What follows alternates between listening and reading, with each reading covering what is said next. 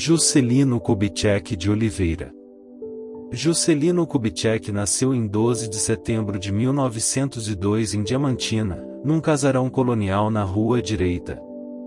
Seu pai, João César de Oliveira, foi caixeiro viajante e também exerceu várias outras profissões, de garimpeiro a delegado de polícia. Durante uma viagem de serviço, João contraiu um resfriado que se transformou em pneumonia e deu origem a uma tuberculose. Com medo de contaminar a família com a doença, o pai de JK decidiu ir morar em uma casa isolada, recebendo visitas de amigos e familiares. João Oliveira faleceu em 10 de janeiro de 1905. A única renda da família passou a ser a da mãe, Júlia Kubitschek, que era professora primária e possuía ascendência checa. Viúva aos 32 anos de idade e poucos anos após ter se casado, em 1898, Júlia não quis se casar novamente, dedicando-se ao seu trabalho e aos dois filhos, Maria da Conceição, apelidada de Naná, nascida em 1901, e JK, o nono. Júlia havia perdido um bebê nos primeiros meses de vida, cujo nome era Eufrosina, nascida em 1900. O bisavô materno de Juscelino, Jan Nepomuceno Kubieco, chegou ao Brasil por volta do ano de 1835, recebendo o apelido de João Alemão, provavelmente por ter chegado de uma região não independente na época, a Boêmia, que integrava o Império Austríaco, ou por ter cabelo ruivo e olhos azuis de acordo com as citações da época. Em 1840, o nome do João Nepomuceno Kubitschek constou pela primeira vez em um censo populacional feito em Cerro, Minas Gerais. Quando menino, em uma brincadeira de esconde-esconde com um primo, Juscelino teria machucado o dedo mínimo do pé direito.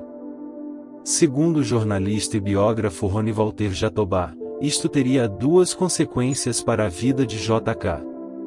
A primeira seria uma característica física, pois não poderia mais fazer longas caminhadas e a pressão do sapato iria lhe trazer incômodo.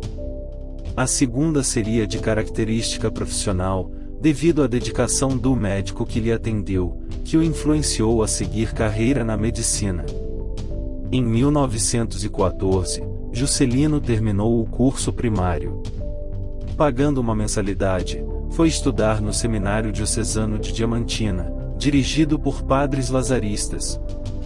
No seminário, teve de usar batina como os demais, seguindo os estudos num regime severo, levantando às 5 horas da manhã e indo dormir às 8 horas da noite.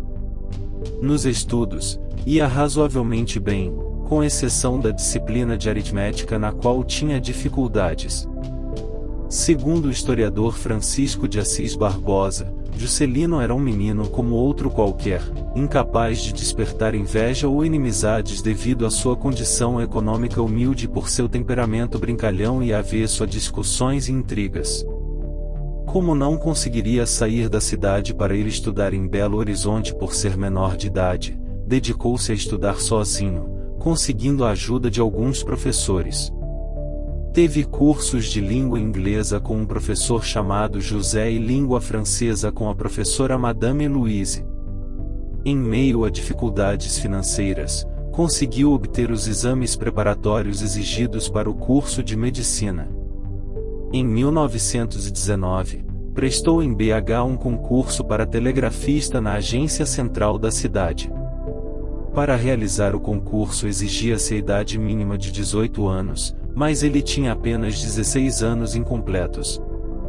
Para resolver este problema, conseguiu com o oficial de registro de Diamantina uma certidão forjada que marcava como se tivesse nascido em 1900. Ficou em 19º lugar, sendo classificado.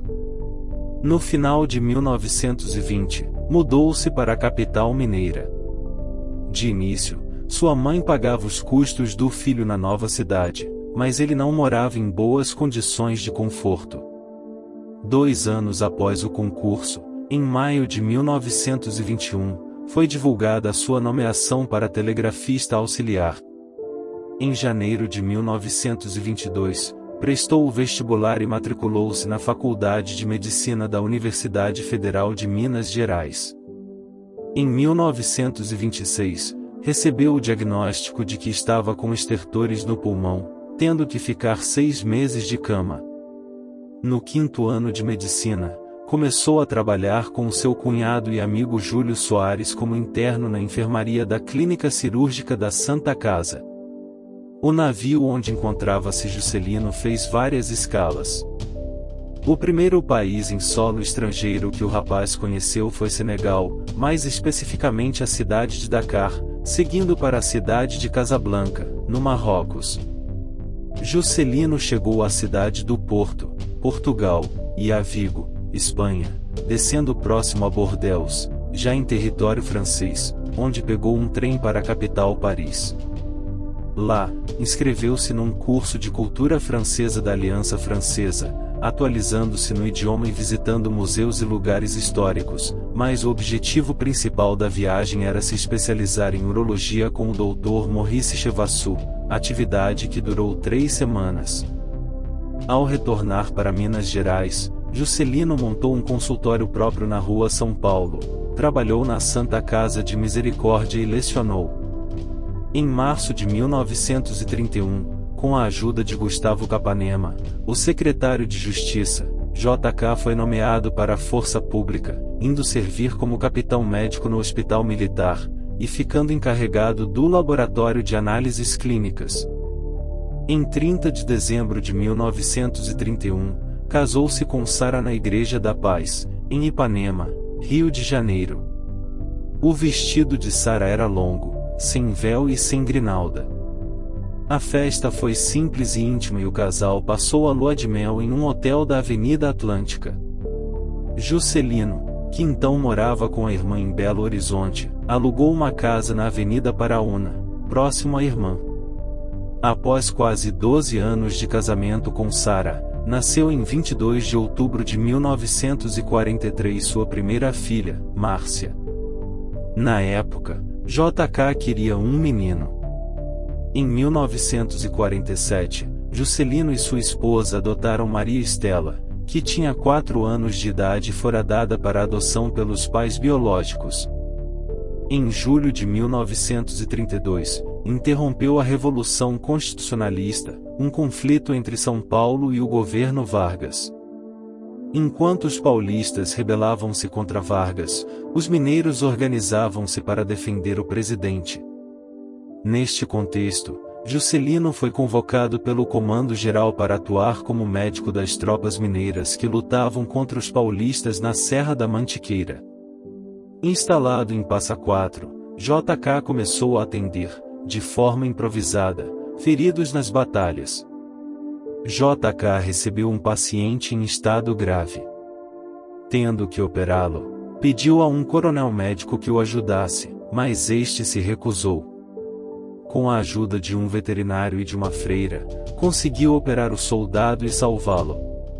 Logo depois, recebeu a visita de um capitão do quartel-general, que veio para abrir um inquérito contra o coronel que recusou ajuda a um paciente agonizante, mas Juscelino pediu que o inquérito não fosse aberto. A atitude de não querer prejudicar a carreira de um superior hierárquico do exército aumentou a simpatia de Juscelino com os militares. Quando os combates acabaram, J.K. ficou responsável por transferir os feridos para as cidades de Varginha e Guaxupé. Com o fim do conflito na região, em 13 de setembro e resultando na vitória militar de forças pró-Vargas, J.K. voltou para casa, recebendo pessoalmente de Olegário Maciel, presidente do Estado, agradecimento pelo serviço prestado. Em 1933, com a morte de Olegário Maciel, o presidente Vargas nomeou Benedito Valadares para o cargo. Valadares e Juscelino tornaram-se amigos após a campanha eleitoral de 1932, e o novo interventor federal nomeou Juscelino para ocupar o cargo de chefe de gabinete. Ele inicialmente não aceitou o convite, dizendo pessoalmente a Valadares que não iria deixar sua profissão e que não tinha objetivos políticos. Valadares, no entanto, insistiu, indo até o hospital militar onde JK estava trabalhando e anunciando, durante homenagem a Maciel, que havia escolhido para compor seu gabinete. Nessa época, construiu a sua primeira obra pública, uma ponte sobre o Ribeirão do Inferno, ligando Diamantina à cidade de Rio Vermelho. Durante o período em que desempenhou a função, JK não desativou seu consultório, mas desistiu de desenvolver a tese que pretendia utilizar para candidatar-se a uma cátedra na Faculdade de Medicina. Em outubro de 1934, JK foi eleito deputado federal, filiado ao recém-criado Partido Progressista de Minas Gerais. Ele licenciou-se de suas funções em Belo Horizonte e passou a morar no Rio de Janeiro, a capital federal, onde iniciou seu mandato em 3 de maio de 1935. JK passou mais tempo em seu estado natal do que no Rio de Janeiro e não esqueceu de suas bases eleitorais. No início de 1940, Valadares nomeou Juscelino como prefeito de Belo Horizonte. A princípio, JK não quis aceitar o cargo, argumentando que não apoiava o regime ditatorial, mas sua nomeação foi divulgada em 16 de abril no Minas Gerais, e foi empossado 2 dias depois. Como prefeito, não abandonou a medicina, chegando ao posto de tenente-coronel médico da Polícia Militar de Minas Gerais, intercalando assim medicina com a prefeitura.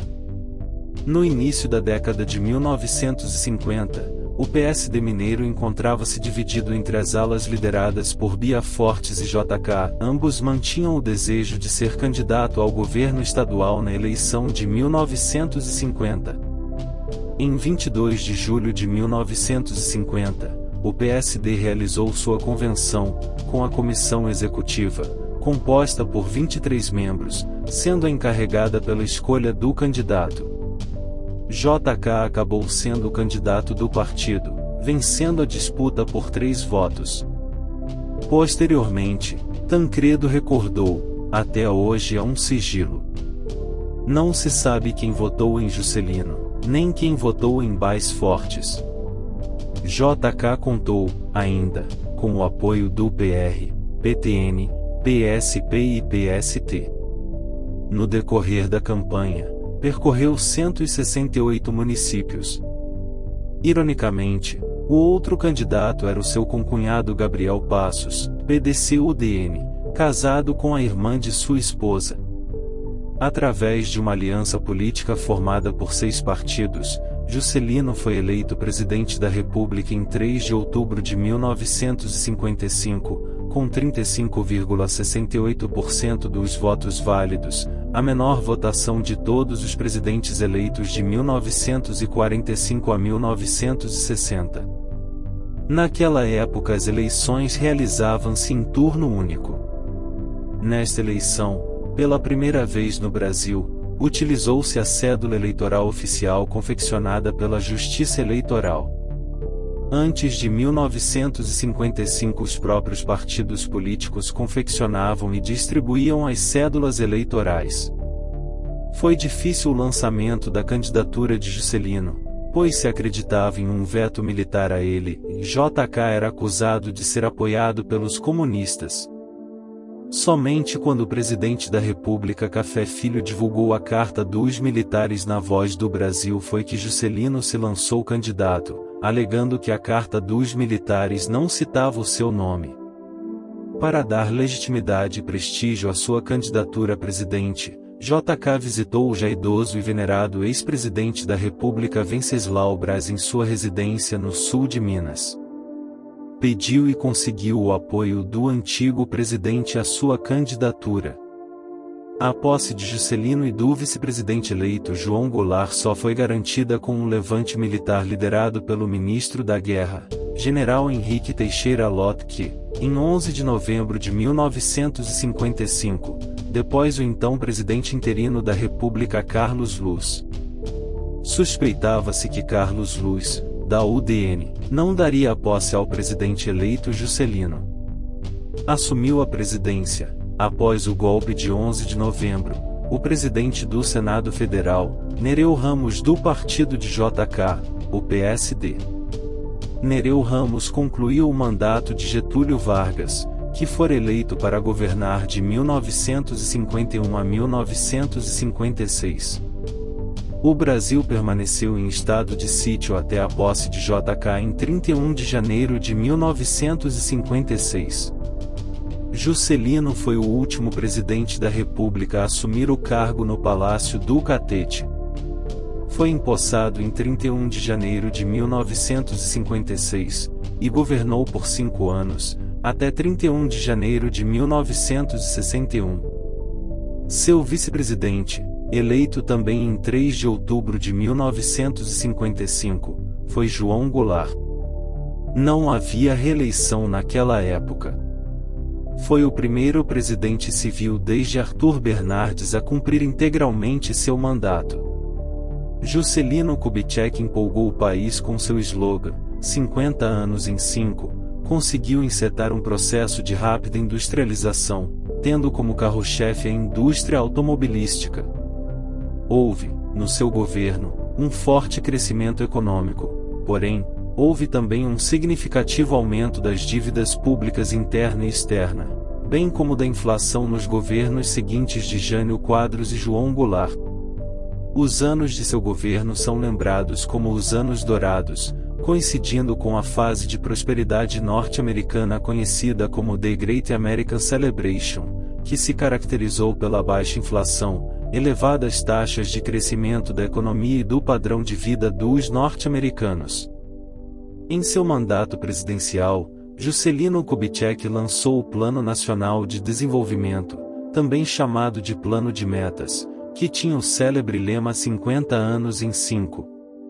O plano tinha 31 metas distribuídas em 5 grandes grupos: energia, transportes, alimentação, indústria de base, educação e a meta principal ou meta síntese e a construção de Brasília. A estratégia do plano de metas era corrigir os pontos de estrangulamento da economia brasileira, em termos atuais reduzir o custo Brasil, que poderiam estancar o crescimento econômico brasileiro, por falta de estradas e energia elétrica, e reduzir a dependência das importações, no processo chamado de substituição de importações, já que o Brasil padecia de uma crônica falta de divisas externas, dólares. Outro fato importante do governo de JK foi a manutenção do regime democrático e da estabilidade política, que gerou um clima de confiança e de esperança no futuro entre os brasileiros. Teve grande habilidade política para conciliar os diversos setores da sociedade brasileira, mostrando-lhes as vantagens de cada setor dentro da estratégia de desenvolvimento de seu governo. Os críticos de Juscelino Kubitschek frisam o fato de ele ter priorizado o transporte rodoviário em detrimento do transporte ferroviário com a implantação da indústria automobilística no Brasil, o que teria causado prejuízos econômicos como o crescimento das importações de derivados de petróleo, gasolina e óleo diesel e petróleo, e também provocado isolamento e decadência de certas cidades. JK conseguiu, entretanto, com a inauguração da refinaria de Duque de Caxias, em 1961, a autossuficiência do Brasil na produção de derivados de petróleo, passando o Brasil, a partir de então, a importar apenas a matéria-prima, produzindo os derivados de petróleo nas refinarias brasileiras. A construção de Brasília foi um dos fatos mais marcantes da história brasileira, e da política de JK no seu mandato de 5 anos como presidente, sendo uma das maiores obras do século XX. A ideia de construir uma nova capital no centro geográfico do país estava prevista na Constituição de 1891, na Constituição de 1934 e na Constituição de 1946, mas foi adiada sua construção por todos os governos brasileiros desde 1891. No plano internacional, Juscelino procurou estreitar as relações entre o Brasil e os Estados Unidos, ciente de que isso ajudaria na implementação de sua política econômica industrial e na preservação da democracia brasileira. Após a retomada da democracia no Brasil em 1945, Juscelino Kubitschek e sua atuação como governador de Minas Gerais e na presidência da República, foram referências para o Brasil entre os anos de 1951 e 1961. A era JK ficou conhecida como os Anos Dourados. Ao longo da década de 1950, a economia brasileira foi industrializada rapidamente, passando de rural a urbana. As eleições de 3 de outubro de 1960 foram vencidas pelo candidato oposicionista Jânio Quadros, ex-governador de São Paulo apoiado pela UDN. Jânio obteve 48% dos votos válidos, em um total de quase 6 milhões de votos, a maior votação nominal obtida por um político brasileiro até então.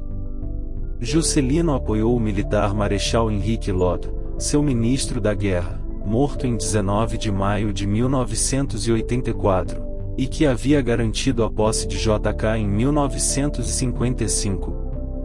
Lott era o candidato a presidente pela aliança PSD-PTB que tinha João Goulart candidato à reeleição como vice-presidente da República.